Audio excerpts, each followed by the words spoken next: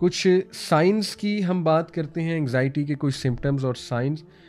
سب سے پہلے ایک فرق میں بار بار بتا رہا ہوں کہ نارملی اینکشیس ہونا، پریشان اور بے چین ہونا از ناٹ انگزائٹی.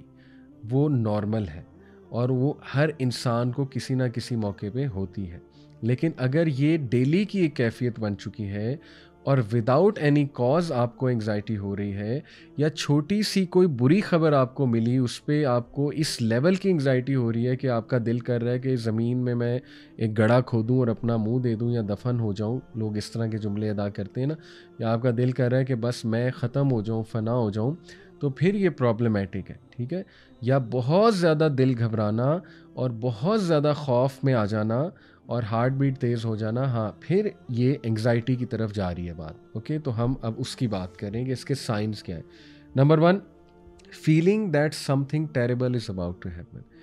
یہ خیال آنا کہ کچھ بہت بہت بہت برا ہونے والا، حالانکہ ہونے نہیں والا، اور آپ کو بھی پتہ ہے کہ سچویشن اتنی بری نہیں ہے، لیکن آپ یہ سوچی بیٹھو کہ مجھے لگتا ہے کہ نا اب بہت ہی کوئی بڑی مصیبت آنے والی ہے. حالانکہ یہ جملہ اٹ سیلف نیگیٹو ہے. کچھ بھی نہیں ہوتا سوائے جب تک اللہ کی مرضی نہ ہو، یہ تو ہمارا عقیدہ ہے.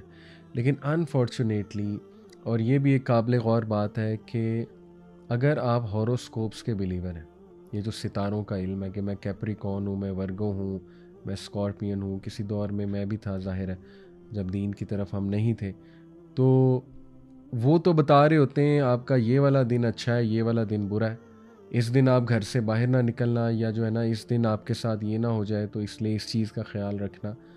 تو ایک بندہ جو پہلے ہی انگزائٹی پیشنٹ ہے، وہ جب اس طرح کی چیزیں پڑھ لے گا تو اس کو سوچیں کس لیول کی مزید انگزائٹی ہونے کے چانسز ہیں. تو اس لیے ضعیف الاعتقادی بھی انگزائٹی کی طرف لے جاتی ہے. یعنی آپ خود دیکھیں نا کہ ایک بندہ یہ سوچے کہ ستارے میری لائف کو گورن کر رہے ہیں، حالانکہ یہ سوڈو سائنس ہے، نہ اس کا سائنس سے تعلق ہے، نہ ہی اس کا قرآن و حدیث کے ساتھ تعلق ہے. تو جتنی پرسنالٹی ویک ہوگی اتنی انگزائٹی کے چانسز زیادہ ہیں. اور ایسے لوگ پھر زیادہ سوچتے ہیں نا کہ اوہ پتہ نہیں کیا ہونے والا ہے میری لائف میں. تو اسی طرح ہو سکتا ہے کوئی نائٹ میئر آپ کو آیا ہو، وہ نائٹ میئر ڈراؤنا خواب آپ کے سر پہ سوار ہو گیا اور آپ سوچ رہے ہیں کہ آج تو میں گیا، یعنی آج تو میں نے دیکھ لیا تھا، آج تو میں نے کالا سانپ میں دیکھا، خواب میں دیکھا تھا.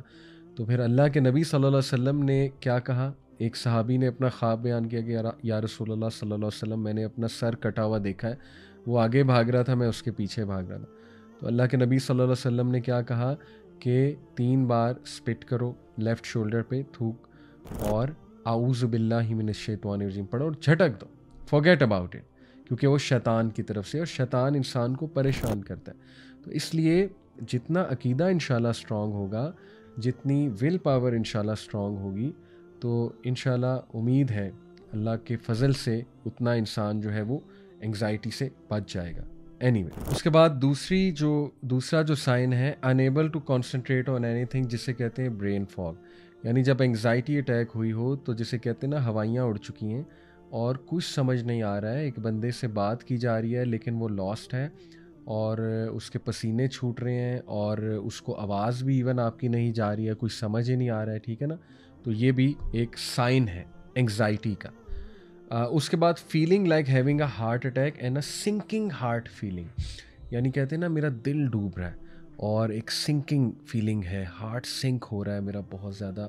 تو یہ بھی ایک one of the symptoms of anxiety ہے کہ آپ کو جیسے ہارٹ میں درد ہو رہی ہے اور دل ڈوبا جا رہا ہے میرا. اوکے. اس کے بعد بے چین کیفیت، بہت زیادہ بے چین، یعنی ایک بندہ نا اپنی انگلیاں بہت ہلا رہا ہے، ٹھیک ہے نا، یا اپنے پیروں کو بہت ہلا رہا ہے، یا ٹویچنگ بہت کر رہا ہے، ٹویچنگ آف دی آئیز ہوتی ہے نا، یعنی آنکھوں کو اس طرح سے کرنا، اور جو ہے نا وہ اپنے ہونٹ بار بار بھینچ رہا ہے اس طرح سے.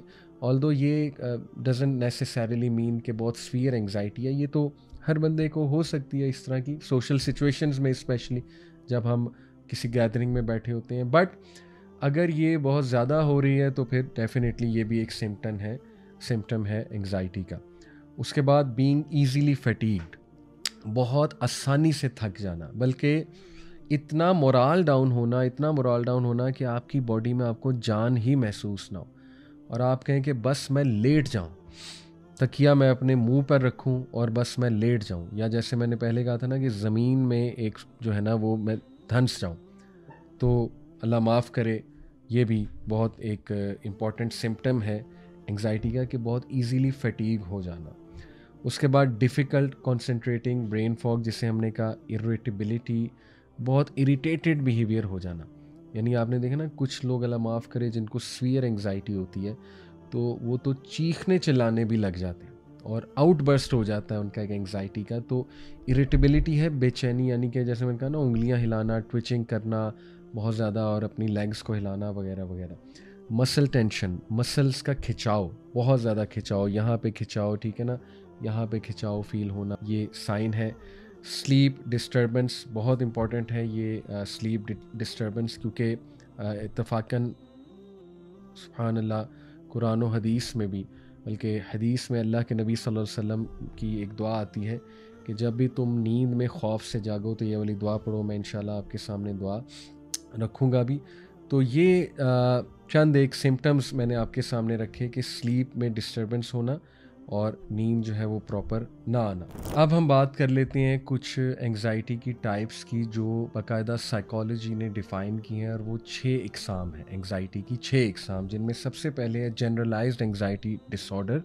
جنرلائزڈ انگزائٹی ڈس آرڈر جیسے کہ نام سے ثابت ہو رہا ہے کہ جنرل وجوہات کی وجہ سے یا ایک جنرل فارم آف انگزائٹی ہے، جو میں نے اوپر جتنی وجوہات ڈسکس کی ان کی وجہ سے کسی کو بھی یہ انگزائٹی ہو سکتی ہے، اور یہ ایک ڈس آرڈر بن جاتا ہے اگر یہ مستقل ایک کیفیت ہے انسان کی۔ اس کے بعد دوسرا جو ہے وہ ہے social anxiety dish order. Social anxiety dish order as the name suggest کہ کسی بھی سوشل سچویشن میں، سوشل گیدرنگ میں انگزائٹی ہونے لگنا، ٹھیک ہے، جو اوپر میں نے انگزائٹی کی ڈیفینیشن بتائی۔ اس کے بعد جو ہے سیپریشن انگزائٹی۔ سیپریشن انگزائٹی بھی بہت کامن ہے۔ سیپریشن انگزائٹی کچھ ایسے لوگوں کو ہوتی ہے جن کو ایک اٹیچمنٹ ڈس آرڈر بھی ہوتا ہے۔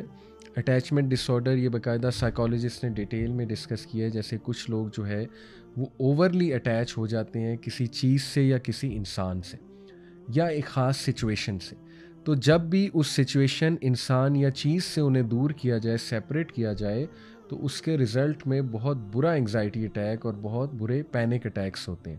تو یہ بھی ایک قسم انگزائٹی کی ڈیفائن کی گئی ہے۔ اس کے بعد جو ہے پینک اینڈ فوبیاز، یہ بھی جو ہے وہ انگزائٹی کی کیٹیگریز ہیں کہ پینک اٹیک ہو جانا، اور پینک اٹیک میں آپ کو بتایا کہ بندہ آپے سے باہر ہو جاتا ہے اور بندہ چیخنے چلانے بھی لگ سکتا ہے، بندہ بے ہوش بھی ہو سکتا ہے، بندہ بہت ہی عجیب طرح سے ایکٹ کر سکتا ہے، لٹرلی جیسے کہ میں مرنے والا ہوں، اس طرح کے جملے کہہ سکتا ہے، رائٹ۔ تو یہ بھی بڑا امپورٹنٹ ہے کہ انسان اس پینک اٹیک کو بھی ہم ڈسکس کریں۔ اور لاسٹلی جو میں نے آپ کو بتایا فوبیاز، فوبیاز مختلف قسم کے ہوتے ہیں، کسی کو ہائٹ فوبیا ہے، کسی کو کسی جانور سے فوبیا ہے، کسی کو ایروپلین میں بیٹھنے سے فوبیا ہے، رائٹ۔ تو یہ فوبیاز بھی بہت نیچرل ہیں، کسی کو انسیکٹس سے بہت زیادہ فوبیا ہے۔ تو یہ فوبیا بھی بہت جب ایکسٹریم جو ہے وہ شکل اختیار کر جائے تو یہ انسان کو اللہ معاف کرے مزید ڈس آرڈرس کی طرف بھی لے جا سکتا ہے، سچ ایز او سی ڈی۔ کچھ لوگوں کو ڈیتھ سے انگزائٹی ہوتی ہے، مورٹیلٹی سیلینس اسے کہتے ہیں۔ کووڈ-19 میں یہ انگزائٹی بہت دیکھی گئی ویسٹرن کنٹریز میں اسپیشلی۔ تو ڈیتھ انگزائٹی یہ بھی بہت خطرناک چیز ہے اور ایک حد تک ہونی بھی چاہیے ٹو بی آنیسٹ، لیکن جب یہ بالکل اس لیول پہ حاوی ہو جائے کہ بندہ جو ہے وہ بالکل بیکار ہو جائے، ڈی موٹیویٹ ہو جائے کہ میں نے بس مر جانا ہے اور کرے کچھ نہ، تو یہ بھی پھر نیگیٹو چیز جو ہے نا وہ بن سکتی ہے۔